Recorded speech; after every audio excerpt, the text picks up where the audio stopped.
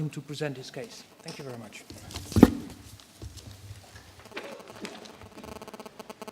Yeah, thank you, and thank you for the invitation. I will try to present to you some core elements of the approach we have in Germany, and the title provides examples, but I think the time is quite too short for examples. I will rather talk about the structure of two core elements of the structure, and I will try to sum up or to react to some things that happened before in this meeting. I hope my English is up to this.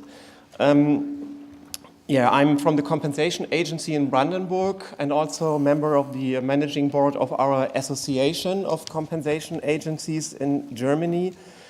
My main message, my core message is we made good experiences with a combination of a strong obligatory legal framework we have in Germany, and on the other hand, with flexible, creative agents to deal with these framework and to offer compensation measures.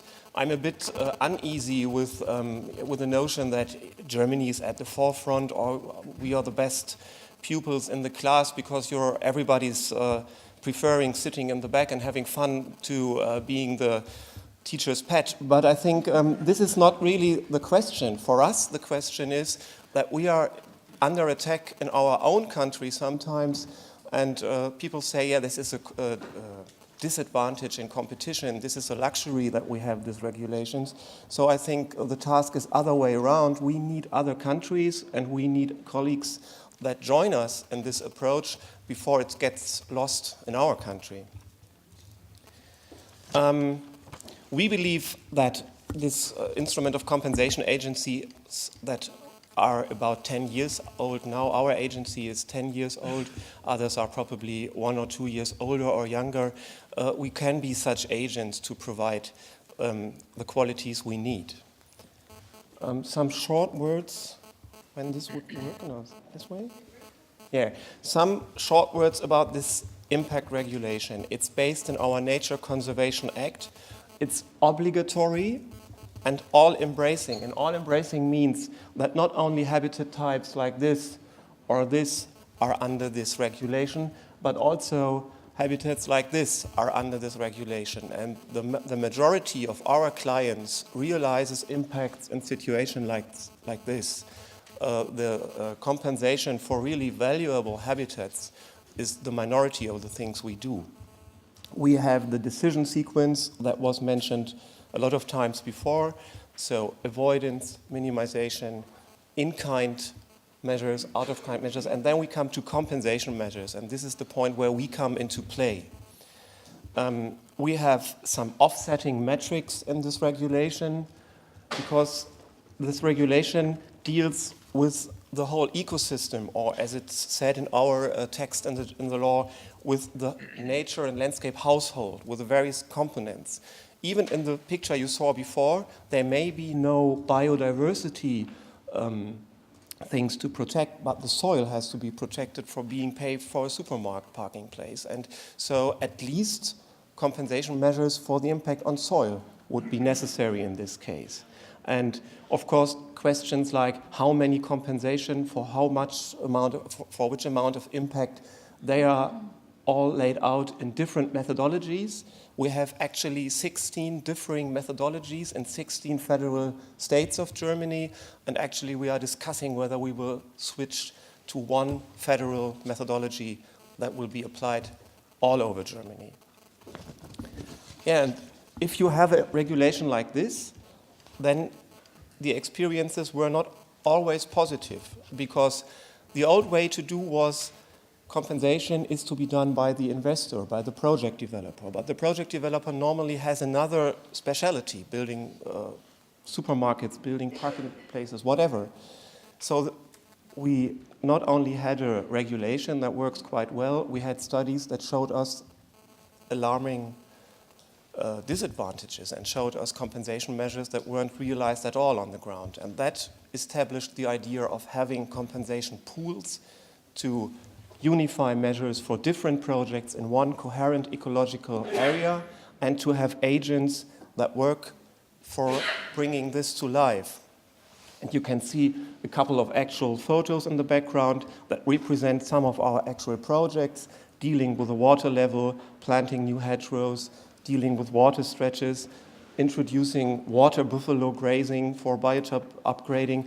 And if I had more time, I could tell you for each of this picture, not only its positive aspects and the positive experiences, but also the negative experiences or the mistakes we made or the problems we actually have. So my main message is you need somebody who's caring for long-term stewardship, who's there after 5 years or even after 10 years. We talked about in this morning about the things you measure. But sometimes you measure things, but other things that appear during the project life cycle, you didn't even thought of measuring them, but they also appear. So I think the main thing for compensation is being there and being known and having an address, having a telephone number, and being there if somebody goes wrong. So that's what we do. We realize projects with all the steps involved. We have contacts with all the people involved and with the local communities and with research facilities, whoever. And of course, we offer these services to developers. And we must say our experience is that private business developers are quite easier to handle with and to deal with than sometimes public administrations, because public administrations sometimes have the stance of you get the money exactly for what it costs. And you don't have to be somebody who's making a revenue out of it, or you're not. We don't want that people earn money with nature conservation. But if you are being that narrow, then you will automatically run into problems when it comes to the problems that arise after 5 years or 10 years or whatever. We have founded an association of compensation agencies in Germany, and we do the things that all kind of lobby organizations do. We try to meet regularly, we try to address the public regularly to spread this idea of compensation the way we do this. We have also a website which you can't read because it's too low in the slide. And it must be translated also what we are going to do this in the future. So my message is I would be very glad if this approach, this combination of a strict framework, it was said in the morning that the market is regulatory based. And this is true for Germany also. But with a flexible and economically oriented and with a regionally accepted agent that realizes compensation, if that approach would give some inspiration to others, and I would especially be glad if we come to the situation that not only Germany has this kind of impact regulation, but that we move on to something like a European impact regulation that would make this kind of work more effective and that would protect us from this discussion of competitive disadvantages. Yeah, I think I limit this to this for now. We have time in the discussion.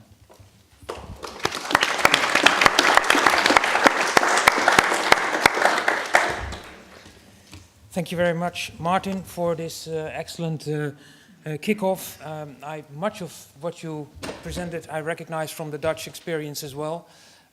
Mostly the painful part of the story, not the solution. We're not into that in the Netherlands yet. Our next speaker has no bio in the conference papers, so I'll introduce her. Is Mariana Sarmiento. She's the conservation and business lead for the Wildlife Conservation Society in Colombia. She's also the director of environmental programs at Funde Público. She has a bachelor's degree in political science and environmental studies from Tulane University and a master's in environmental management from Yale. So welcome, and the floor is yours.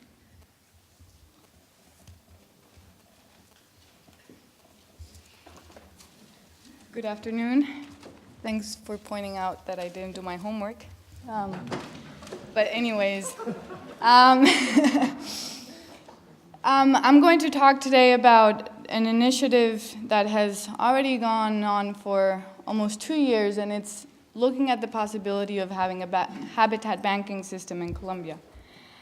So this is a collaborative effort by two organizations, Funde Público, it's an NGO, it's a nonprofit, it's a Colombian nonprofit that focuses on public interest and environmental law and policy, and WCS, which is focused on kind of the scientific and more technical aspect of conservation. The work that we've been doing is compiled in these 4 different documents, which you know, you can look. They should be in both of the organization's websites. So I'm going to summarize some of those findings in the 6 minutes that I have. But this is the first phase of the process, and what we've done is look at the legal framework, the Colombian legal framework, as to, you know, to what point can the legal framework allow for habitat banking, international experiences, and we've looked at the US, Australia, France, Germany, what's going on in Spain and the UK, and then finally we lay out a roadmap for implementation. So why banking? Why did we decide to move forward with banking? And this is just some data collected by WCS related to regional implementation of offset. And this is a survey of 167 permits. And one of the questions that was asked was, where are the offset sites located? And the thing that we found was at least 90 of those permits don't have a specified location of where the offset is being implemented. So in effect, the country doesn't really know where those offset sites are. So that was one thing to take away, and so how could you actually have a better way of monitoring where offset sites are located?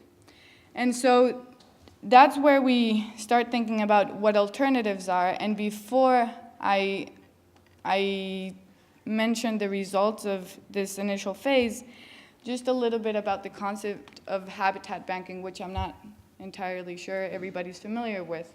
So on the one side, you have a permittee, which has to go through a permitting process and where there are some impacts that are allowed, and there's a net loss of biodiversity there.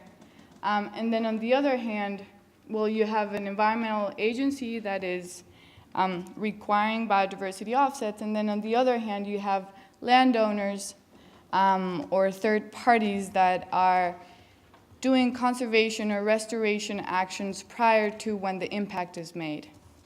So in the end, what you have is a situation where permittees looking for low-cost, short time, and they're looking also to reduce their liability. You have an environmental agency also that, in a way, is looking for quality offsets and a low administrative burden. And then landowners that are looking for return on investment or supporting livelihoods. So in a way, this is what a habitat banking model would look like under, of course, ideal conditions, and these are the different interests of the main stakeholders involved. So the way that we've approached the process is by looking at opportunities and risks. What are the opportunities that exist for a habitat banking system, and what are the limitations, and what are the current risks that there are? And we've done this at 2 levels. A systemic level, in a way, so asking the question of, could Colombia have a mitigation habitat banking system? And then also at the project level, at the operational level. And before I continue, I apologize for kind of using mitigation banking, habitat banking. It all refers to the same concept, it's just that it's used differently in different countries. So we're looking at technical opportunities and risks, legal opportunities and risks, financial opportunities and risks, and also institutional opportunities and risks. From the opportunities side, the one thing that I'd like to point out is that Colombia in 2012 came out with a new regulation which clearly stated who has to do biodiversity offsets, how much they need to offset, and where do they need to offset. So this is this is the foundation for, and this is the stepping stone for a habitat banking system. And then with regards to the risks, which is what I'd like to focus on, is on the technical side. One of the main risks that we see is that there's no standard for what a good offset is. So if tomorrow a third party or a landowner wanted to provide that service to a developer, it wouldn't know where to go because there isn't a clear standard on what a good compensation plan looks like, for example. On the legal part, this is one of several risks, but this is an important one. It's not clear when offsets have to be implemented. So the regulation at this point doesn't specify when implementation of compensation measures have to be in place. And therefore, if habitat banking were to be established, you might, on the developer side, they might have an incentive to delay their investment, and that can be a financial, that can be translated into a financial risk. From the financial perspective, there's a reforestation culture in Colombia related to offsets. So the question is there a willingness to pay for a good offset, for a good restoration project, and not only for the establishment phase, but also for the long-term duration of that offset. So can a habitat banking promoter actually, provide an interesting alternative for these developers? And then one of the other key risks is the institutional related to roles and responsibilities. If somebody were to design, if tomorrow we're going to put a pilot project on the ground, it's not clear which environmental agency we need to go to. So the ministry has laid out the main guidelines, but then it's the regional permitting agencies and the national permitting agencies that are giving away the permits. So that's not clear. So I'll leave it at that. Hopefully, if there are any questions, I'm happy to take those during the panel.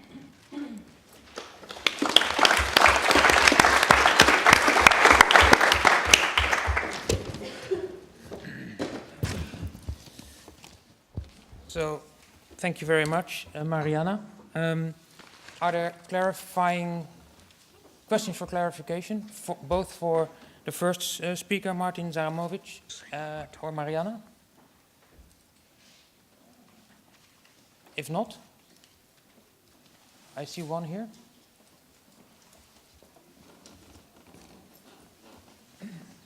Hi, Melissa Moy, WWF. This is for Mariana. I know that Colombia has had a lot of experience with ecosystem services, and I'm just wondering whether you view that as an opportunity. Also, are there any pilots associated with this feasibility work, or you're still at the stage of deciding whether you should, or would that be part of the roadmap that you described? So, I guess, does it work? Is it working? Can we put the microphones on?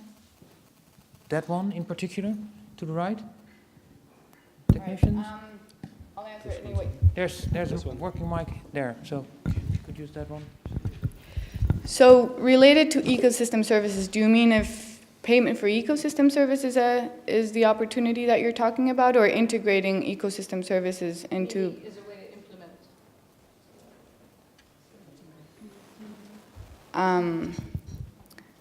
I'm not. Well, I mean, I guess I'm not sure if I'm understanding the question correctly. I would say that biodiversity offsets are a form of, if we do talk about this as a market, then it would become kind of a payment for ecosystem service, where that service is the biodiversity offset that you're providing. If you're talking about the possibility of integrating biodiversity and ecosystem services in this whole thing, I think the government is trying to figure that out, and it gets complicated really fast. And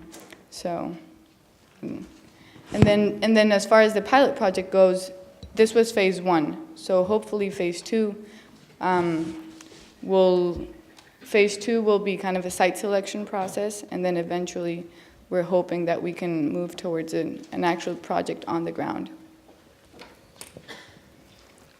Okay, thank you very much. There's one more question and then we will move on. Please. Excellent, thank you. I'm Vivian Paredes. I come from the National Certification Agency. I have a couple of questions to the first opponent. You spoke about 16 type of methodologies working in Germany. I wonder, depending on what, you decide which one to use. And you also mentioned that you're going towards just using only one. Is it because you saw someone failing, or like, which one would it be? And to the other opponent, I would like to know, like, you mentioned it's uncertain on when to use the banking habitat system or compensation system. What was the proposal like? What do you think should be the best one? Okay, do you understand? Like, when do you think, or your WWF thinks, that compensation systems should be set? Okay, thank you. Mr. Chair, can I say mine and then we close? Yes, you can. Okay, thank you. Since I cannot grab your microphone, so I'm in your hands. John Makombe is my name. I work with the Uganda Wildlife Authority. And I just have two questions, one to Martin and another one to Marian. Martin talked about lobbying for common interests, but sometimes conservation might not be the very common interest for all. Actually, other people might be on the other opposite side. I don't know whether you have experiences about that and how you go about them, because you might find people lying on the opposite side of conservation, and it's a big challenge to conservation, so most especially when people need the other side. I need your experience on that. And then to Marian, on the financial risk, where there is a restoration culture, it wasn't clear whether people, or most especially developers, whether they are willing to pay for the offsets. If they are willing, then that's good. If they are not willing, then I think you need to tell your experience about that, where people are developing, but they are not willing to offset. Thanks. Okay, thank you very much. Martin first. Yeah, the 16 methodologies are not a result of scientific concern or whatever. Simply, nature conservation was in the responsibility of the federal states of Germany before, and so every state developed his own legal and methodological framework. And the reason why actually we have a discussion about unifying this is that, for example, investors that have greater projects, especially in the process of turning to renewable energies and building new energy tracks, are confronted with such a variety of methods. So it may be an advantage to turn to one unified method. But there is, of course, with 16 traditions and 16 administrations being used to their methods, this is quite a hard discussion, which parts of the methods are going to be forgotten and which are going to be getting standard for all of Germany. Yeah, to the lobbying questions, we are in a very special situation for us, and I think this is normal for a lot of lobbying organizations.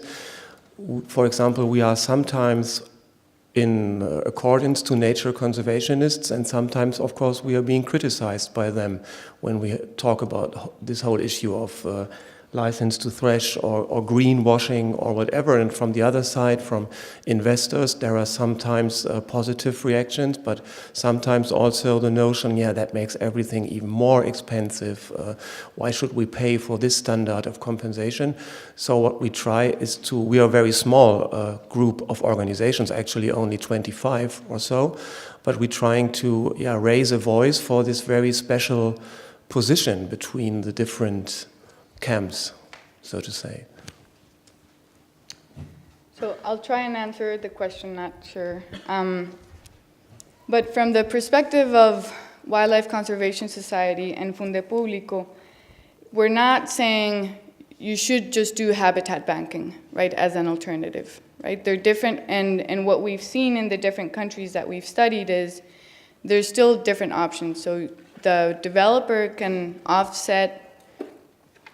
do their own offset, or they can go to a third party, and they can do it to a third party that has already delivered results, like in a habitat banking system, or they can pay a nonprofit or a landowner to implement the mitigation activities. So in that regard, habitat banking just becomes one of different alternatives in order to comply with what the agency or the permitting agency would be saying in their permit. This is after, of course, having gone through the whole mitigation hierarchy, right? So I don't know if, so then you have different alternatives. Habitat banking would be one alternative. But what we're saying is what does need to be constant is what a good offset is, right? There need to be clear rules for everybody as to what is a good offset. What does it look like in terms of the technical elements, the financial elements, and the legal elements, right? What are the financial assurances that you need, and then how do you guarantee the permanence of that site where you implemented conservation and restoration, regardless of whatever way you chose to comply with the permit requirement. Related to the financial risk, that's where enforcement is key, right? If there's no enforcement, I mean, it's always cheaper to not do anything if there isn't somebody with a stick telling you that you really need to comply. So. Okay, thank you very much, Martin and Mariana. Mariana, also for doing lots of homework on your presentation. Very helpful, identifying risks of habitat banking. I'm sure that our next speakers will address some of these risks and the way they deal with that. Maybe a question that you can think of for the discussion that we will have after the presentation, but since you were asking for a standard for offsets, I'm very curious to know your opinion about the work of BBOP and the BBOP standard, whether that would be filling in the gap that you signaled. Think about that one. In the meantime, we will move on, ladies and gentlemen. Our next speaker, Vincent Hulin from CDC Biodiversité in France, who will also address the issue of conservation banking and may also want to touch upon the risks identified by Mariana.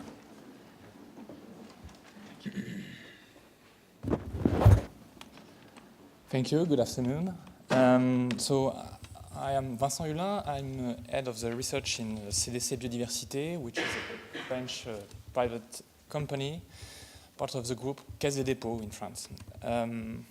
So I will talk about the habitat banking in France, which is called COSUR, which is located in southeast of France, near Marseille, and which has been launched in 2008. So in France, the mitigation hierarchy is mandatory since in the 70s, so it's a bit old. But until 2007 or 2008, that was not very applied on the ground. And after the Grenelle de l'Environnement, things have changed, and many things have been done. And now we can say that offsets are real in France. In almost all the cases, offsets are done on demand. For each project, the impacts are evaluated, and there is like for like or better compensatory measures. In one case in France, there is the possibility to buy biodiversity units in COSUR, but that's the only case. And in 2008, so it was an experiment, the first experiment of habitat banking in France. So why in COSUR? Because in this place there is a very rare ecosystem which is called the Kusu, And this is a very particular type of habitats, very dry, that needs times to be restored, hundreds of years. That needs to be restored on very large areas, and which was and still is very threatened by future projects. So CDC Biodiversité found that this place was very interesting to test habitat banking. And so in 2008, the experiment was launched, and as it was the first time, there was many questions about the principles of offsets and of habitat banking. Our goal was, and is still now, to demonstrate that habitat banking in France is an effective solution to achieve no-net loss. Effective for ecological reasons. We have to restore this ecosystem, and it has to be effective on this point. And we also wanted to demonstrate that it is economically realistic, because to us it is a condition for habitat banking to expand in France. So as it was an experiment, as it raised many questions, we have a lot of work about governance and about interaction with regional and national actors, NGOs, local state, national state, French government, scientists. We also worked a lot about communication, about our actions, about the results. We will see that after. We have many discussions with scientists about the methods to measure our results, to survey the ecological results about this bank. And we decided to transform this experiment, our experiment of habitat banking. We wanted to transform it for experiment for other people. And we asked scientists to experiment some innovative ecological engineering actions to restore this very rare ecosystem. And then that was the condition for us, for this experiment to be collective for many people, and to interest people into the success of this habitat banking. So what we can say now, 6 years after COSURE was launched, at least for some species, bird species in particular, and for some part of the ecosystem, we can say now that it works. Some species are present now. The ecosystem is still under progress, but it's very. We are very optimistic about the success on the ecological side. We have sold in 2013 half of the credits, so it's good for us, but it's not enough to say now that it is economically correct for us. We have to sold all credits. That's how the bank is constructed. So I cannot be very precise on the economical part. About governance, we can say also that it is a success because each of the included actors plays its role. We try to communicate our results. Results are now public, and many people ask to see these results, to see if what we say and what I say since 5 minutes is really correct or not. In France, the particular thing is that French state is very present. The control of the state is very important on each stage of offset and of habitat banking. So it's an opportunity for us because we can say that every action, every credit is sold under strict control. And so we can say that all is under control of the French state. So it's important for us. We can also see that scientists are optimistic about their innovation in ecological engineering. And what is a great success is that since 1 or 2 years, we heard many people saying that COSURE was a success and that we need a second COSURE in France. So that's good for us. And so I will conclude about habitat banking in France because as many people want, other habitat banking are under projects. Since 2012, 5 projects are leading. We are leading one of these projects. But they are not concrete today for many reasons, and each habitat banking has its own reasons to be not put on the ground. But this is not very optimistic for habitat banking in France because as every project has its own problems, since 2 years things don't really change, and we are asking now if habitat banking can be generalized in France with our regulation, with the questions we are raising now. So next year will tell us if habitat banking is a future concrete solution in France or not, or if COSUR will stay the only experiment in our country. Thank you.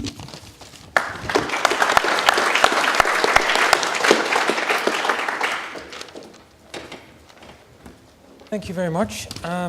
Very interesting to learn about the varying experiences, some successful, some unsuccessful.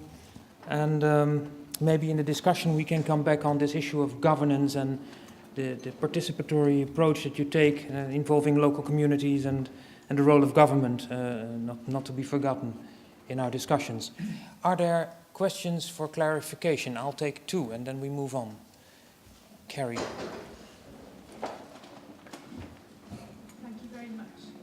Vincent? Yeah. It might be a little early for you to speculate, but I wonder if you could begin to put your finger on some of the reasons why it's been challenging to scale up the COSUR experiment. Do you yet have any ideas what it is that's making it difficult to replicate? We have ideas. One of these ideas is that the cost to do habitat banking in France are very high. Our project is we are leading our second project of habitat banking in agricultural lands, and so we have to buy some lands. We have to do some contracts, and it is very expensive. And so there is questions about the number of years and the duration of offset and of habitat bankings, because if we deal with offsets for several years, the cost is higher. So this is very difficult because it is very expensive, and that's one of the reasons. Other reasons are that it is difficult to find some land in sufficient large areas in France because there is a lot of pressure of land. And so have big areas for habitat banking is difficult in some cases, especially in spaces where there are biodiversity which is very threatened by projects, because if there is projects, there is pressure on the land, and so it's expensive to buy some large area. That's one of the problems, but there are many, and we don't know all the problems because there is not public communication about the habitat banking projects, and so we speak to each other.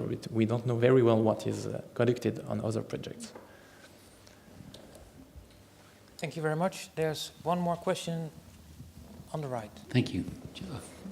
Vincent, a follow-up question on costs. Does the government incur any of the costs associated with banking, or are the costs entirely paid by the project proponents? Costs are entirely paid by project owners. Entirely, yeah. Okay, thank you very much.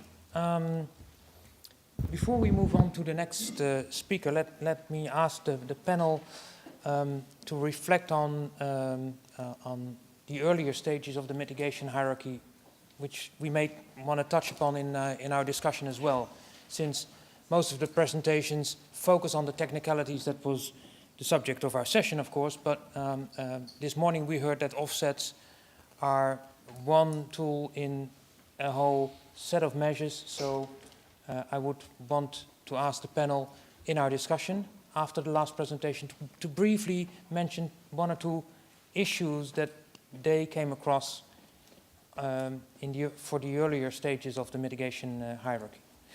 So that's a warning and a request, a kind request. Our next speaker, Jeff Manuel from South Africa. The floor is yours.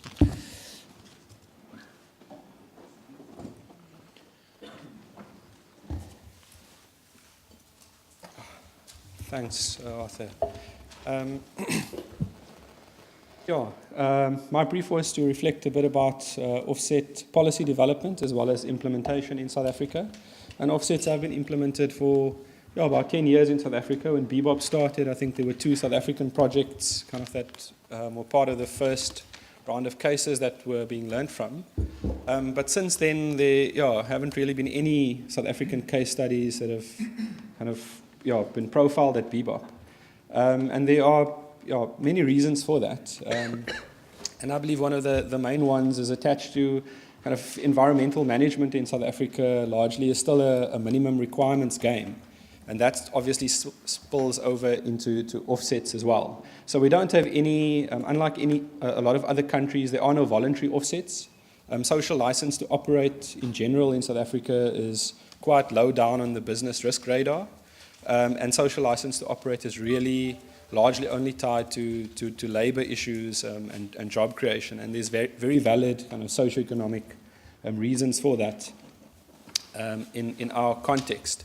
So what that means for offsets is that it needs a regulatory lever to drive it. And so that's where we come to policy development. So we've kind of had about 10 years as well of policy development at various levels in government, largely at provincial government level because of how our environmental management legislation works, but also kind of at the municipal level and as well as for the last couple of years at the national level. So kind of at the bottom of that timeline, you can see the details of various policies that still remain in draft form, like whether they were developed almost 10 years ago or just a couple of years ago. And a lot of our policy development has matured through a lot of discussions related to those processes, but also largely driven through IIA in conjunction with kind of Bebop. Quite a lot of support from their technical advisor, which we're thankful for, as well as kind of South African members of the advisory group. So we've been very closely linked into Bebop, been part of these discussions, and it's helped us a lot in our self-reflection. And so one of the first lessons that I think might be useful for other countries is to really kind of look at the Bebop standard, understand your own context, and kind of know where there are synergies and kind of where you need to get off the Bebop bus, so to speak, and develop your own interpretations and so on. So for us, that very quickly crystallized in terms of the no net loss sort of approach, which we don't advocate in South Africa. We follow a managed drawdown approach to how we manage biodiversity, and the reason for that is because we decided early on that offsets need to fit into our broader biodiversity goals and the tools that we use, and so on. So our broader biodiversity framework, and I'll get to exactly how that plays out just now. But I think that's an important lesson to share. Right. And it also helps in the context that, now recently we're seeing PS6 come online, IUCN, OECD, etc. are also developing their own standards. And obviously the Bebop standard is the most cited kind of reference on the internet about offsets. And you sit with a lot of multinational companies, you sit with a lot of regulators and practitioners who obviously look to literature and want to apply that in your context. So in South Africa, we needed to be very clear about why we differ from what's happening elsewhere in the world and be able to reason through that. And I think that would be the same for anybody else. Right. So I don't know how many of you were here in the previous session, but Pippa alluded to the fact that in South Africa, we've invested quite a lot in systematic biodiversity planning. So we've got very good information about what our biodiversity priorities and objectives, and a very strong spatial emphasis. So we not only know kind of where important things are in the landscape, but a lot of science and interrogation has gone into why those things are important, how we'd like to address those things, so various strategies and tools, etc., that we like to employ. And offsets obviously had to fit into this framework, as I said. So in terms of translating all of those colors you saw on that map into our offsets framework, we've translated that into knowing what is likely to trigger an offset based on that sensitivity that we have information on. As well as just coming to Carol's question as well earlier, figuring out how that relates to what we've already protected. So for example, the graph on the screen there just shows in a province all of the ecosystems in that province along the bottom axis. You don't need to know the names. Kind of what the target is in terms of surface area for that ecosystem that we need to protect, what its ecosystem threat status is, and in dark green, alongside each one of those ecosystems, how much of it already sits within our protected area network. So at a glance, you can see some ecosystems are very well protected, some have got no protection. Of those with no protection, kind of what is its ecosystem threat status? And at a glance, you can immediately start predicting, well, if you're going to need an offset in that ecosystem, it's probably higher than an offset in that ecosystem, and a lot higher than an offset in an ecosystem that's already well protected. And this, obviously, we translate spatially.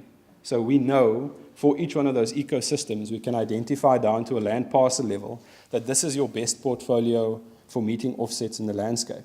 So a lot of the problems that other countries face around kind of the bigger context for offsets, issues around how do we aggregate, how do we apply a landscape level context, etc. That's the stuff that we have waxed. It's like, but where we do sit with problems, and major problems, is around implementing offsets. So the technical stuff isn't a problem.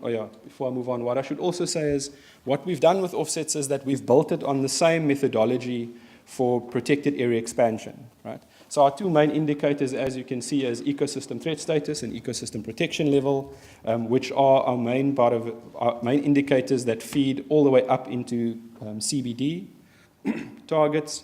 So, how to protect the relevant portions of land and how to draw up the management plans to ensure that we protect the features that we're interested in is easy. But it kind of all falls apart in implementation. And that's where we'd like to learn kind of from the rest of the world. So a lot of the problems mentioned by Colombia, we also share. Firstly, because of using a spatial approach like that, it is very objective. It applies equally to public and private sector entities, much like in France as well. And we've largely foregoed the other kind of types of offset options. For us, offsets have to deliver an increase in the protection level of ecosystems and improvement in the management of those. So we don't have habitat banking or anything like that. Our problems, however, like in Colombia, is that we don't have a register. We don't even know how many offsets have been authorized to date. We think somewhere close to 50, it might be a bit more. And also of those 50, none have been completely implemented to date yet. Like one is 99.9% implemented. But so that's where we are right now, 1 in 50. Right. And obviously, as I said, all of the policies that we've developed so far are still draft, subject to a lot of debate, etc. And a lot of regulators feel that they need that policy backing because of being constantly tested by kind of developers and by politicians, etc. Right. So kind of just to summarize our main lessons is that the metrics or the science, the kind of technical bits are not the obstacles for us. Right. Our obstacles are kind of much more difficult things to solve. So firstly is a change of hearts and minds in the whole industry for developers and regulators and RNAPs to stop seeing offsets as an add-on and as an additional obstacle or as an additional cost to development. It's not fully integrated into the mitigation hierarchy in people's minds yet. And the need to support the capacity of the state. Offsets, for what they are, require an immense amount of compliance monitoring and auditing from our perspective. And currently, our environment departments only do compliance monitoring on 6% of everything that they authorize.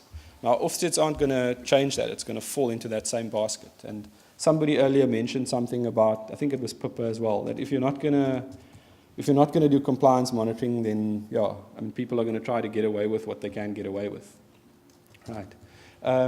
Further, I mean, like the people who deal with this stuff are environmental specialists, right? But what we found is that companies obviously employ smart lawyers. So our agreements, our offset agreements, aren't good enough yet. There are still lots of loopholes in them, etc. And yeah, that's something that I've spent quite a lot of time lately needing to learn. And similarly with how offset financing works. I mean, I'm a scientist. This stuff is quite difficult to get my head around. But that's what we need to get to grips with to make offsets work.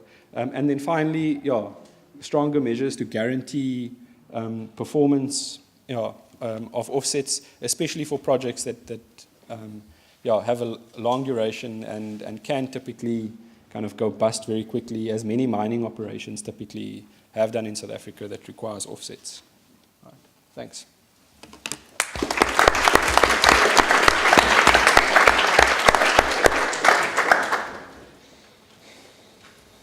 Thank you very much, Jeff. Why on earth would you want to get off the Bebop bus?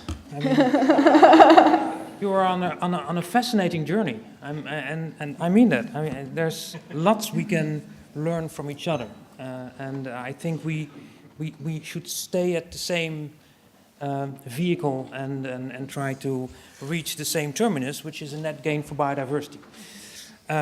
Anyway, you may want to answer that later on. Let me see whether there are questions for clarification, brief ones. There's one here. Are there other questions? If not, then I'll take just this question and we move on. Specifically on the South African case, one example I've heard about of what's being touted as a successful offset, so I just wanted your either verification of that or questioning of that is, I spoke with a gentleman from Eskom a while back who presented a case study of this pumped storage scheme in the grasslands biome that is conserving habitat for rare birds like the white-winged flufftail, and there are brochures on it and so on, and it sounds like a really prominent case where Eskom is going above and beyond what might be sort of the minimum legal requirement. So do you have any insights on that? Yeah, I think that the only Eskom offset that I'm aware of is the one for Ngula, which is a big kind of, is it Ngula? Yeah, right. Yeah, so the reason why I don't see those sorts of offsets as being complete yet is because the kind of aspects that I touched on aren't necessarily part of that offset yet. So typically a lot of offset implementers are trying to minimize the management costs that they need to provide and the maintenance plan, etc. And that financing isn't necessarily secured yet. So yeah, Eskom have agreed to do a number of things. But once all of the other things are in place, I would see that offset as secured. But they have agreed to do those things. Yeah.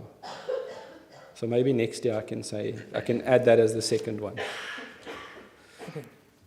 Thank you very much. I think for the case of time, we will move on. And let me ask George Kelly to take the floor on the experiences in the USA. Thank you.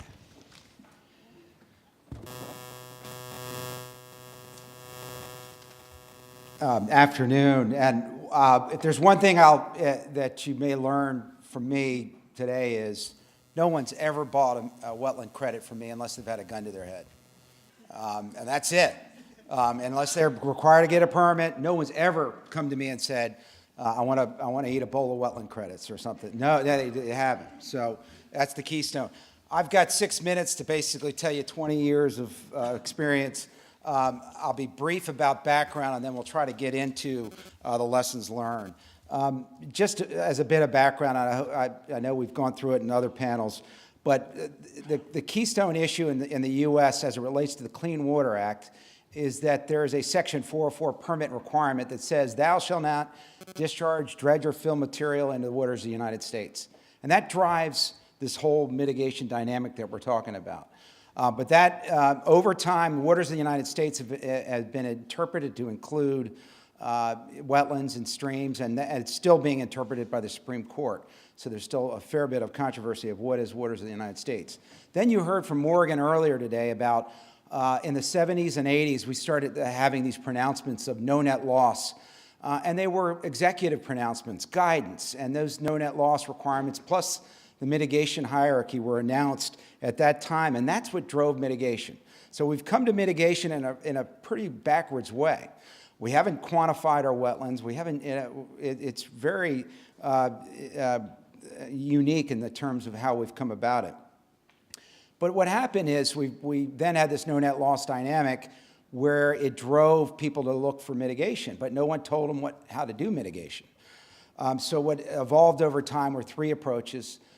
Permittee responsible, which is done by the permittee, and the permittee is still held accountable.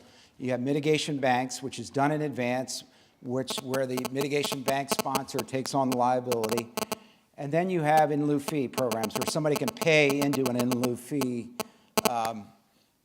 into a fund that basically is supposed to then fulfill the obligation for mitigation.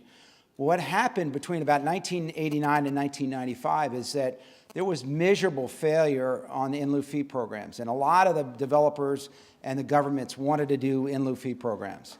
And a good example, in North Carolina, $60 million was taken in, and 10 acres of wetland restoration was done. What they did was use that money for other purposes, to fund the government and to do planning, which is fine, but when you're doing a strict accounting, it's not fine. And that is the point on this. So then over time, what happened is the 2008 mitigation rules were driven by basically industry and others saying we needed regulation. And that codified no net loss and the mitigation hierarchy. So that is codified in a regulation. And that basically promoted equivalent standards. So basically it says for any form of mitigation, there's going to be a mitigation plan requirement. And there are 12 elements. I won't go into them in great detail, but every mitigation plan has 12 elements. Site objectives, site selection, site protection, which is permanent protection, baseline information, determination of credits, mitigation work plan, maintenance plan, performance standards, monitoring requirements, long-term stewardship, adaptive management, and financial assurances. So basically created a framework, a process upon which every mitigation plan could be reviewed and analyzed. It wasn't prescriptive in saying, this is how you determine your credits. What they did was say, we recognize there's regional technical issues. We're going to allow those regions over time to make their own determination on what should be the technical standards. In addition, they created an IRT, which is an interagency review team that reviews these plans and these mitigation proposals. And an important element there is that they created a chair because you have multiple agencies with disparate interests, and you needed to have a chair and basically a consensus approach. They also adopted a watershed approach, which promoted looking at this landscape scale approach. Well, you know what happened after the rule? We had about 900 banks, mitigation banks in record. Post-rule, we're now over 1,900 banks. And because of that standardization, there are a lot more people willing to make the investment in conservation. And I think that's a point often lost. Everybody looks on the demand side, but with those standards, the supply has blossomed. And that's a wonderful thing because it's all done primarily through private capital. Now, there is also endangered species banking in the U.S. It's not as prescriptive, not very clear. And there are only about 100 of those banks in the U.S. And part of the problem is there's not clarity in the regulatory system to drive this requirement. There's not a no net loss dynamic there. In addition, you have species that have different orientation. So the solutions for different species is going to be wide and disparate. So let's jump quickly into the lessons learned. And you heard it in my first statement, which is you need clear and strict regulations to drive compensation, no exemptions. And we were talking to folks today at lunch, particularly in the mining world, and they said, if I want to do an offset, but my brethren don't, and they're not, and there's this kind of nebulous dynamic of whether I should or should not do it, and my finance people will tell me not to do it because my competitors don't have to do it. Everybody should be held accountable, got to have the gun to the head, get the permit. Then we talk about this uniform standard, uniform mitigation practices, and a clear certification and validation process. This is what I was talking about in this mitigation plan, the 12 steps of that plan. It still allows for regional variation on the technical issues.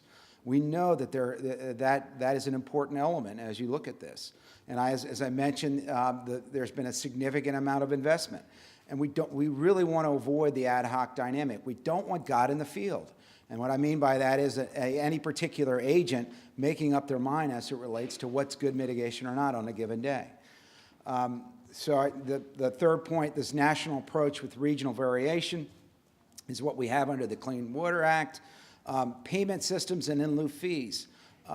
This is a huge issue, and I know there's a lot of people looking and evaluating this.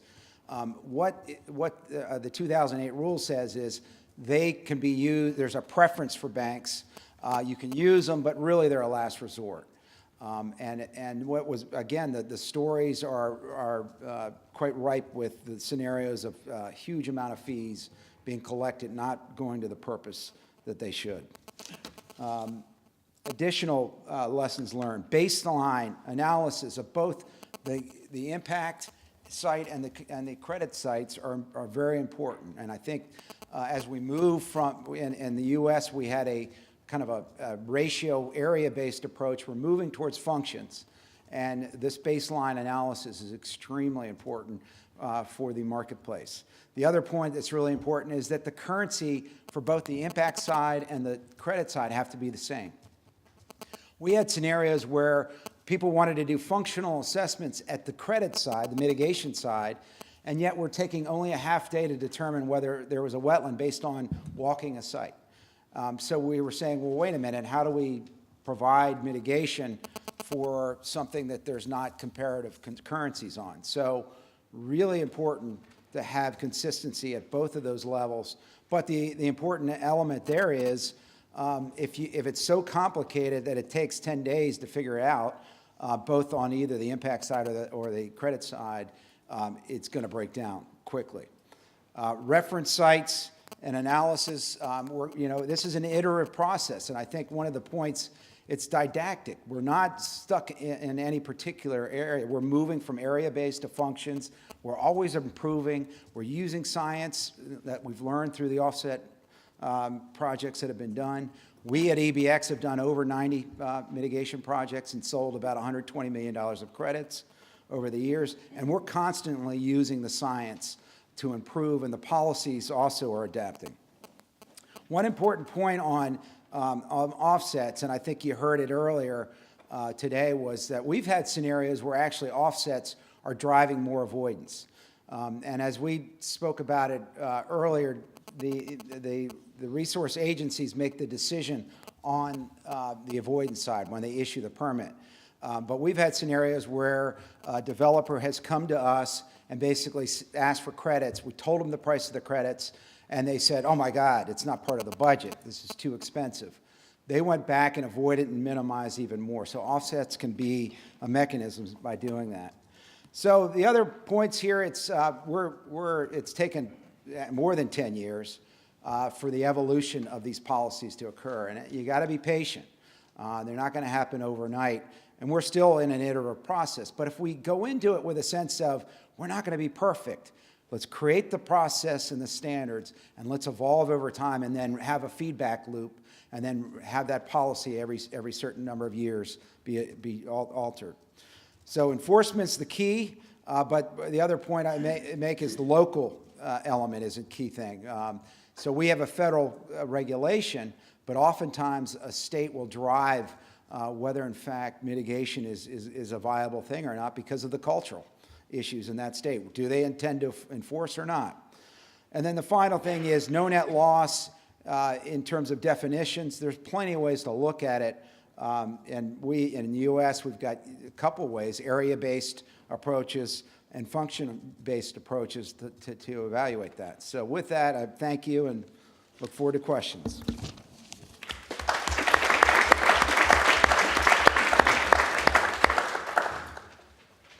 Thank you very much, George. Fascinating. I mean, having listened to what Braulio said this morning on regulation-shy governments in the CBD, taking good care of their businesses, and here we have business asking for regulation and for standardization, and I think that's an important lesson to keep in mind. And the 12 elements you mentioned, I think, are an excellent elaboration of what Peter Bakker said this morning: plan, do, act, check. And that's the kind of business language that apparently works. Are there questions for clarification? I see one there. Thank you. A question about the in lieu fees. You mentioned the point, I think, of North Carolina, where they diverted the money to other things, which a state government will do if they're so inclined. But what if the money were to go to some dedicated conservation trust fund where the money could only be spent on conservation and it had to be spent? It can't just accumulate over time like the U.S. Land and Water Conservation Fund and then used as a paper offset to the general deficit. But I'm thinking in Mozambique there's a new biodiversity fund that maybe, in a case like that, it might be more cost effective for a developer to pay into the fund rather than go through all the transaction costs of providing their own offset. So would you agree that an in lieu fee makes sense if it goes into something where it has to be spent and will be spent on conservation? Great question, and I think what you've basically outlined is what the new 2008 rules said. Basically, they said, yeah, we'll still allow in lieu fees, but we're going to require that money be spent in a certain period of time, and we're basically going to treat it like a mitigation bank, but we're going to give it a little bit more time to basically collect funds so that they can create the economies of scale. So there's a 3-year kind of a hiatus in terms of when you can put the monies to use. So, but the monies have to be dedicated for this kind of mitigation context. Another point, though, when you're thinking about setting a in lieu fee fund, one of the biggest issues is that how do you determine cost? And oftentimes there's tremendous political pressure to keep those costs low, and and the fact that what we see is a lot of other countries and other places are looking at in lieu fees as kind of the alternative to on-the-ground activity. And what ends up happening is it undermines the willingness of private sector and others to ever go out and put projects on the ground. So you have to recognize the implications of what you're doing. If you create a fund that basically is the only kind of vehicle, it may be the only vehicle left because the private enterprise and others may not ever want to do on-the-ground activity. So there are risks. But yes, in lieu fees are still eligible as a last resort, but with that kind of dedicated activity. Okay, thank you very much, George. I suggest that we move on and that we keep our questions to the brief period of discussion that we will have. But I do want to give the floor to Michael Crowe from Australia. He spoke under session 2, but he will now go into some detail on the implementation. Michael, the floor is yours.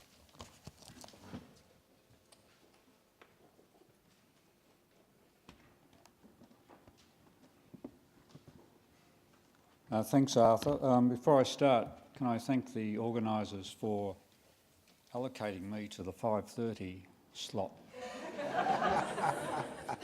However, they have anticipated this challenge, and there is a nice executive rest area up the back there for anyone who wants a little nap before dinner. So my talk here in session 5 is about implementation readiness, and I'm doing that in reference to the offsetting scheme in Victoria. So before I talk about readiness, I'll just give a little description of how the Victorian scheme is set up and operates. So it's a system based on a regulation, and it's also a market system for the supply of credits. Here's a little diagram about how the regulation works. The developers are required to get approval for developments. They need to do a biodiversity assessment on the impact site or the development site and make their permit application. That's assessed by the regulator and determined, and if the permit is granted, it will contain a condition that specifies the nature and size of the offset. Now, the developer then has a couple of options as to how that offset is provided. They can do it themselves, or more typically, they will get it done by a third-party offset provider. So here's the little diagram of the credit market that's used to supply offsets. We have buyers and sellers. The buyers are the developers. The sellers are typically landowners who are mostly farmers. Government, sometimes there are circumstances where the government can actually be the supplier of credits if there's an offset on public land. So the instruments that can be used to create credits are an agreement with the landowner. That's between the landowner and the government. That's an in perpetuity agreement. Sometimes there's an ability to upgrade a protected area and get credits that way, but that's more the exception than the rule. And the marketplace, well, there are brokers that put buyers and sellers in contact and assist with that transaction. We have a small number of banks, although mostly it's not banks, it's more on a on-demand arrangement. And we also have an arrangement called over-the-counter, which is used for small impacts and small offsets that are basically like a retail arrangement for offsets. Now, the other element in there is the credit register, and this is where the standards are set and also where the standards for the offsets are verified. And in terms of implementation, there are obviously many aspects of implementation within this system, but just the two I want to talk about this evening are the notion of brokers and the credit register. So, credit register, it has a number of very important functions. It is the place where you set and apply the standards for the creation of credits. It's a single place where information about all the credits in the system is recorded and held. It ensures that credits are used only once, so when they're used, they're given a tick, which means no one can seek to use them again, which is pretty important. It's if you like, the point of authority about who owns any particular credits at any particular time. And it's also the place where the monitoring information and reporting and compliance can come in. Now,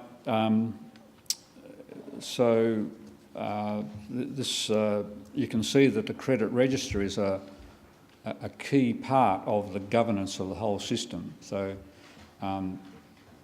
you can't sell a credit unless it's on the register. You can't get on the register unless you meet the various standards that apply to the creation of a credit, which are things like how the field assessment was done, is the management plan properly documented, have the gain calculations been done in the approved way, and so on. So In terms of, this is now going back in history, but the readiness question about the credit register, so there were three key things to be done. One was obviously to prepare the standards so that they were known and understood, and the information and the training and the capacity about applying those standards was in place. So there was a need to specify the information required for registration so that all the information that needed to be assessed for a credit to get on the register was clearly understood by people applying for registration. And as I mentioned just a minute ago, that there was training and accreditation for people involved in the credit creation system, such as the field assessors. So on the other element I want to just touch on briefly now was the brokers. In this marketplace, brokers also have a very important function. They help buyers and sellers to find each other. The sort of unique things they bring to this transaction is a knowledge of suppliers. So they will typically have a good understanding of who in their area is a potential credit supplier. They can give advice on the technical requirements of offsets, and this is important because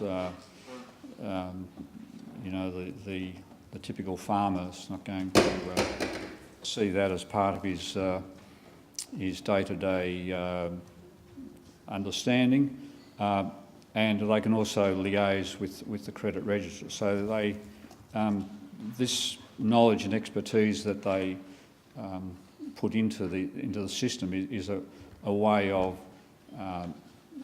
easing that discovery between the buyer and the seller. So again, going back to when this market was being set up and thinking about the implementation of it and the readiness for it, there was a real challenge here because a brand new market that no one really understands, no one knows what the prices were going to be, whether in fact the sort of demand and supply would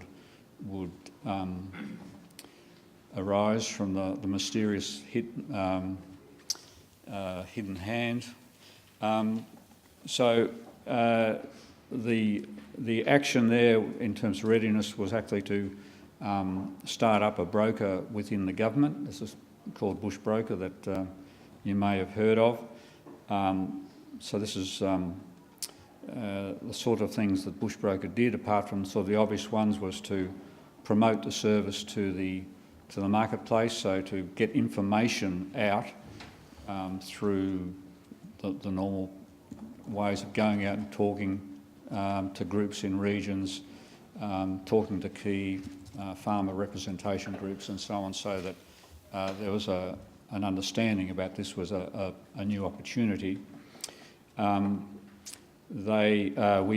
We actually took on some site assessors, so that if there was an expression of interest from a landowner, there was someone available to go out and assess that site and do it in the manner that was compliant. And the other key thing there was to put an emphasis on lining up the supply side. So the demand side sort of looks after itself because developers have projects. They know they've got to get a permit. As George has said, you know, they won't do it unless they've got to. So they come into the market more or less automatically, but it's the supply side where the question arose about readiness. So this is why we arranged a staged process to bring people into the market on the supply side. The expression of interest, the first step, didn't cost anything, it's low risk, there's no commitment, but it gets candidates on the list with the broker, And then there was another stage which was more or less the assessment stage, where again there's low risk, there's no commitment, but it's putting their information before potential buyers, and it's only when they have negotiated a transaction that they actually have to start to make serious legal and financial commitments. Thank you, Arthur. I'll leave it at there. Thank you very much.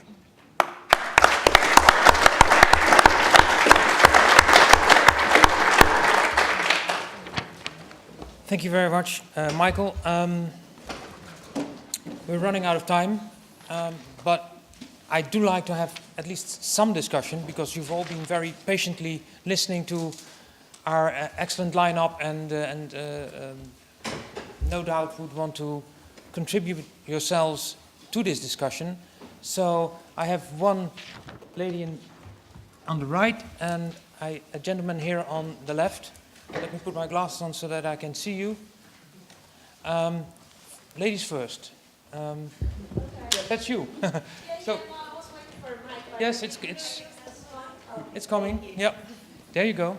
Okay. Well, thank you. I think the Australian experience is very interesting, because it speaks about brokers, about marketplace, about credits, about money at the end. So it's what like most people are interested in, and once you put money on it, then people turn around. So I want to know first. You mentioned it's only a scheme in Victoria.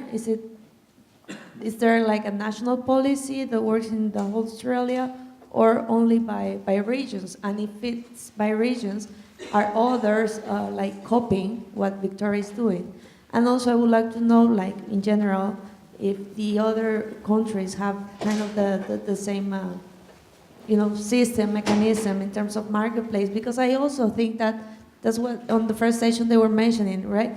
Integrating all things that are coming parallel, like in terms of climate change and carbon credits as well. Like, I think this is a way to integrate it. Thank you. Okay. Sorry, I suggest we take 3 questions. I've forgotten the question by then. Okay, well, I'll remind you. So, Carrie, and then, yeah. Thank you very much. I have a question that's primarily to Jeff and Michael, but I'd be very interested to hear the others' view on it as well. It was very striking when Jeff presented that South Africa is incredibly lucky in terms of the biodiversity data that's available. So, for example, rather than just having red lists of species, you understand the situation for ecosystems, and you had that marvelous slide that showed how you've been able to map your conservation priorities against the status of ecosystem. A lot of countries don't have that. I know that Australia also was able to build on quite a nice volume of biodiversity data to set up your system. So just from a very practical point of view, if a country is coming to this and starting to plan its no net loss systems, if it doesn't already have that level of biodiversity data in place, is it not going to be quite a big effort? And what could one draw on? Because you need a basis for like or better rules, and a basis for metrics and all these other things. I'm just curious to know. Thank you. Okay. To the neighbor, please. My name is Jameson Sudo. I work in mining in West Africa. My questions are principally for the last 2 speakers. First, I'd be very curious to get a sense of what % of overall costs and transactions end up going to the middlemen, so the credit register, the brokers. What are your transaction costs? And so what does it cost for all the efficiencies and guarantees that they provide? Second question, in particular for Michael, where does prioritization on the supply side come in your scheme? Because in the South African side, there was a lot about what are the priorities, whereas didn't hear that in your presentation. Thanks. Okay, I suggest we go for some answers now. I'll start with Jeff, then move over to George and Michael. Right. Take some more questions, and I've noted that. Yeah. Thanks for that question, Kerry. is a very topical one. And yeah, I mean, a lot of people often look at what we present and say, oh, but that's not possible because we don't have that information. And the answer is that you don't actually need that level of information. I mean, the process is kind of sophisticated on the one hand, but we figured out how to do it in data-rich environments and data-poor environments as well. And also, yeah, where you sit with information, kind of some of the stuff there is at 1 in 250 scale, some of it is at 1,200 scale. So we've figured out how to work with multi-scale information as well, and we're happy to share those sorts of ideas with other countries. But you don't really need that level of information to come out with something that can definitely provide a good level of guidance. It does impact a bit on the efficiency of your final product, but again, applying risk-averse principles, etc., that isn't necessarily a big issue either. Yeah. Thank you. George? I'll just follow up very quickly, Carrie. I mean, in the U.S., we didn't have all that data, and we have basically an approach, a watershed approach, and that basically makes suggestions about how you look at certain data for that particular resource that would then define how you identify priorities. So it can be done without necessarily having that landscape scale mapping and everything done in advance. Quick follow-up on the registry question. In the U.S., we have something called Ribbits, which is a national website that identifies all the banks with all of the data, including monitoring reports, the banking instruments, the financial assurances, photos, et cetera, so that anybody can identify information about a particular project and or the credits released and who they were sold to. There's a registry and a credit ledger that we have for each of our banks, so it's not a national registry, but it's a registry for each of our banks that identifies buyers and sellers. And then the final question relating to kind of the transaction side of the equation, I think we have to, one of the quick points about, there's a difference between brokers and principals. So we at EBX are principals. So we basically put money to use at risk, and then we ultimately sell those credit ourselves. A broker would be somebody who basically didn't put the money to risk, but maybe is matching buyers and sellers. And I think the brokerage, you're in that scenario, it's a 5 to 10% commission dynamic. But in terms of being a principal, if we're putting our own money to use, you're putting equity capital, and that's a 20% scenario. And then you're looking for some kind of profit, and it's not always the case. And that's over a 10-year cycle, and that can run anywhere from 15 to 30%, depending on your risk factors and whether you've been able to sell. So I think that it's important to keep that dynamic of broker versus principal and capital also separate. I think the first question was about the extent of the market. Was that right? Yeah. The extent of the market and whether the Victorian example has gotten follow-up in Australia. Yeah. So I'm talking about a market there that's the state of Victoria, which is a small part of Australia. The boundaries of that market are just the boundaries of the state, which that's because the regulation can only apply within that state. I mean, from a biodiversity point of view, it doesn't make a lot of sense because the biodiversity on the other side of the state boundary might be exactly the same as the one on the other side. So, but that's kind of a legal, jurisdictional thing. New South Wales has a biobanking scheme which is based on a quite comprehensive piece of legislation. It hasn't been as active a market as Victoria, but none of the other states really have a sort of a market set up in the way that Victoria does. Just on the middleman costs, I think was another question.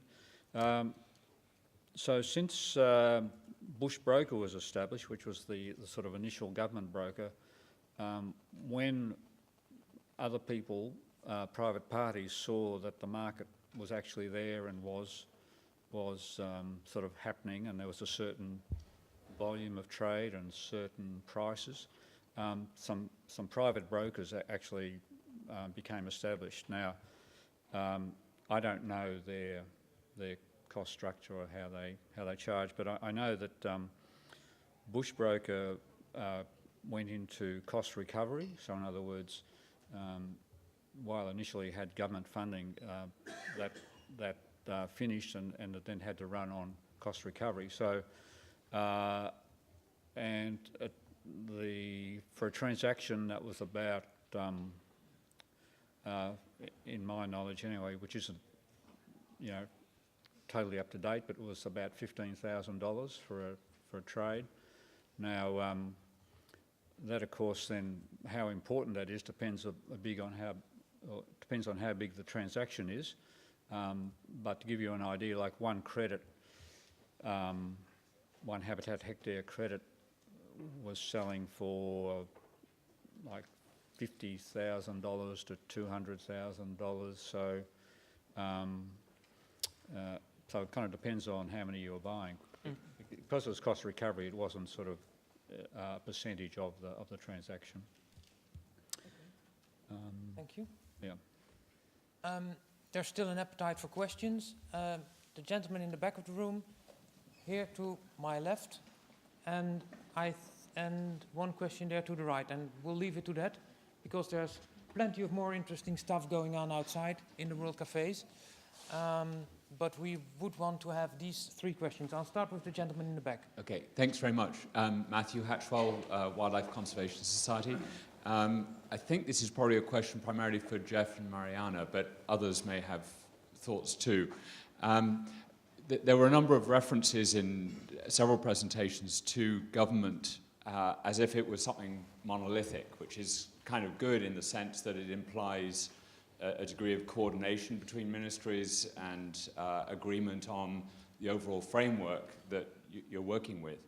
A lot of the countries where we're trying to develop these tools and develop and apply these tools don't have the advantage of that consensus and that degree of coordination among government ministries.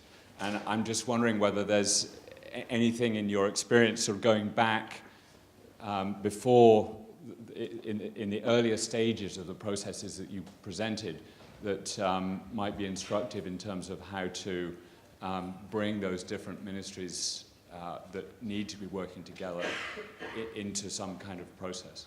Thanks very much. Right. Ladies first. Should I? It's a question for anybody. I guess I'm curious about the experience in the various countries in terms of whether any special legal arrangements were needed to ensure that the offset, remained permanent. In other words, stayed with the property regardless of ownership. Okay, and finally, very briefly, here to my left, and I'll ask the panelists also to be as concise as possible. I certainly don't want everyone to answer this. It would take too long, but I'd invite any one of you to give a specific example of some nice freshwater wetland or piece of Fambos or Mali or whatever that, some nice ecosystem that's now protected because of these schemes that otherwise wouldn't be. Because I think the problem with part of selling offsets is it's so easy to talk about the process. It's like making sausages. But if you talk more about some successes, here's some really tasty sausage. Look how wonderful it is. Then I think it makes you'll build more of a constituency and a more balanced view of the pros and cons of offsets. So I encourage disseminating successes, even if they're not perfect. Okay, thank you very much. I'll take that as a recommendation and not as a question.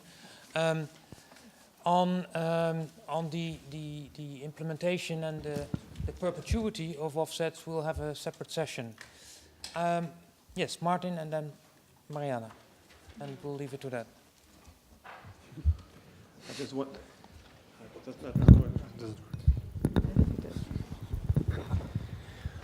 very shortly, I think you definitely need a legal framework for ensuring long-term perpetuation of the measures, simply because it costs you money, and it's something that you will, that will be part of the price of the things that you have to offer. And if you're not able to show other people that you really need to do this, you won't get this kind of part of your measures accepted. And I think the other thing is it's quite essential, because it's not worth investing all the time, the efforts and the money for implementing things if you don't have the instruments at hand to ensure the long-term stewardship and the long-term continuity. So I'll try and answer part of the consensus and coordination. So as in many developing countries, there's a huge tension between those ministries that are trying to promote infrastructure, oil and gas, mining, etc., versus the environment ministry. And one of the popular sayings, for example, within the infrastructure sector is that the environmental constituency is limiting development, and that our infrastructure development is not, we're not going to be able to do it because of how rigorous or excessive the environmental permit requirements are. However, when we do talk about habitat banking, the principles of it in a way imply that it's going to be much more simple to comply with regulation. And when we've spoken to the mining sector and to the infrastructure sector, they are very open to this idea, especially because they're experts at mining, they're experts at building roads. They're not really interested in restoration or in conservation. So if there's a way in which somebody else can do it, and they can just, in the environmental movement, we don't like to talk about that, but if they can just pay for it and know that it's going to be taken care of in a positive way, they are open and excited kind of to see the solution. Of course, again, it can only work if enforcement is there and if there's a willingness to pay for that better offset. But we are finding that habitat banking is a way of building a bridge between the developers or impactors and the conservation community and even landowners. And related to the legal arrangements for permanence, that's one of the key issues in Colombia. So unlike the US, unlike I think England, we don't have conservation easements.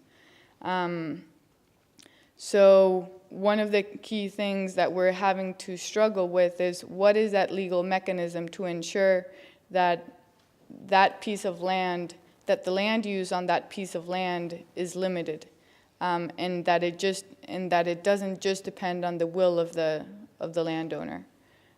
So we're struggling with that, and hopefully we'll have answers at some point, but that is key. Okay, thank you very much, Mariana. Just kind of quickly. Very briefly then, because we do need to wrap up. To wrap up, yeah. In relation to what sort of legal measures are put in place, for our offsets, we rely on kind of three: rezoning of the property to a conservation zoning, title deed restrictions, and then a contract law requirement to deliver on the management goals of the offset, and that's also tied to the finances. So yeah, that's the same that we use for protected area expansion on private property as well. The only difference with public land or communal land is the title deed restriction isn't there. The rest is still there. In relation to Michael's question on kind of herding cats. Can I suggest that you do that over drinks? All right. Because there are people outside waiting for to take over this room. To start a World Cafe. Sorry to interrupt you, that's very impolite, but sorry, that's my role as a chair.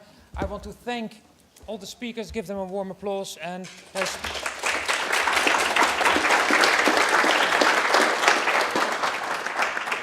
there's plenty of opportunity to go and talk to them over drinks or during the dinner or tomorrow, and we'll continue our discussions. Thank you very much. I